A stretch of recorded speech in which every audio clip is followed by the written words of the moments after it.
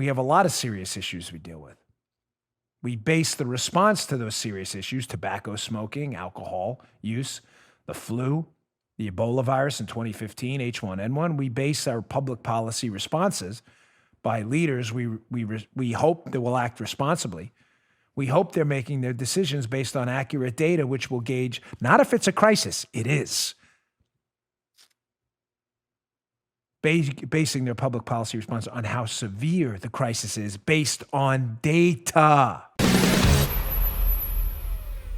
So I was thinking of an analogy that makes sense, and I'm thinking, there's so many. But imagine this, Joe. Imagine we based our public policy to the tobacco industry on data. I tried to think of a good example. It's clearly not working. I'm going to give you an example now of a product we know does harm. Okay, we know tobacco harms your lungs. We know it. There's no disputing that. Okay, it's understood. So why do we let people smoke? Why? I thought the people emailing me, Dan, if we can save one life. Okay, well, I don't know. Are you also backing a full ban of tobacco? What about alcohol? Why don't we limit cars to 65 miles an hour? Why do we make cars that do 100 miles an hour? 120. In some cases, you can get a Lamborghini, some Maseratis, and others 120 plus. Why do we allow that? Why do we allow cigarettes if we know cigarettes can kill you from lung cancer, emphysema, and various pulmonary disorders? You know why, folks? Because we're free. Yeah. Just like the media is free. And just like the media I revile for their misinformation, disinformation, and propaganda efforts, I'm not kidding when I say there is nothing you will ever, no matter how malfeasant the media becomes, no matter how malicious and hate-filled to Republicans they come, you will never, ever, ever, I don't care what you tell me or what story you write outside of criminal activity, you will never get me ever to fold on my defense of the media's ability to be free.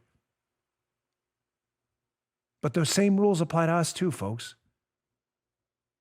We've all been tapped on the shoulder by God, and I believe in God. If that bothers you, I'm sorry. You're welcome here too. You don't have to believe in, it's not a prerequisite to be here. But I believe in capital G God, my Lord and Savior, Jesus Christ. I've always said that. I'm a sinner like everyone else, but I don't run from that, and I never have. You don't have to. Again, it's not a prerequisite for listenership on this show. But he made me free, like he made you free, and Joe free, and Paula free. And with that freedom comes responsibility. And with that freedom comes the freedom, ladies and gentlemen, candidly, to do dumb things. Sometimes people speed. Sometimes they smoke. Sometimes they drink alcohol, knowing it's going to destroy their liver to excess. But we're free. Meaning we're free to make mistakes. But we base public policy on the severity of those mistakes on data. In other words, getting back to my cigarette example, why data matters and why shutting down the economy on data matters.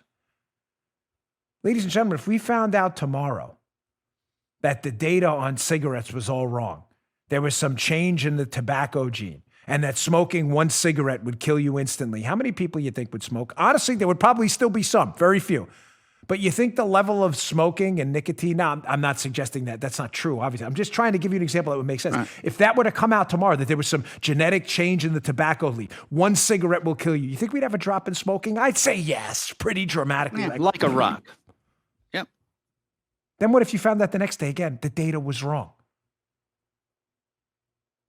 Your behavior would change, right? Because you were basing it on data you thought was accurate, but wasn't.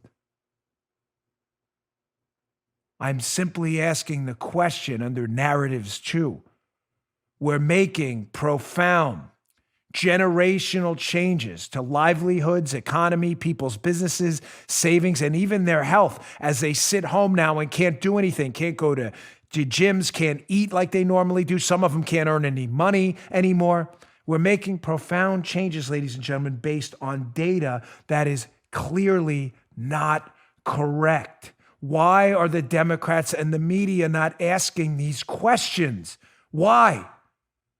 Let's go to John Solomon's new website, justthenews.com, where he has a piece specifically about the data not being correct. It'll be in the show notes today. As always, please subscribe to my newsletter, bongino.com/newsletter. I will get you these articles in the show notes every day in your inbox. Headline, tracking site suggests White House model is overestimating coronavirus hospitalizations. The true numbers of Americans hospitalized with coronavirus appear to be tens of thousands lower than the model's projections. What? Please, with a straight face, answer me this question. Why isn't this all over the media now? The models, ladies and gentlemen, are wrong. What they call the Murray model. Murray's the researcher at the University of Washington. I have no ill will towards this man. I'm sure he's a patriot and a sir. I don't know him. I'm not disparaging the man's character. I love science like everyone else. I was an MBA student and a graduate student in psychology where I loved neuropsychology. My professors were great. But Mr. Murray's model from the University of Washington is not right.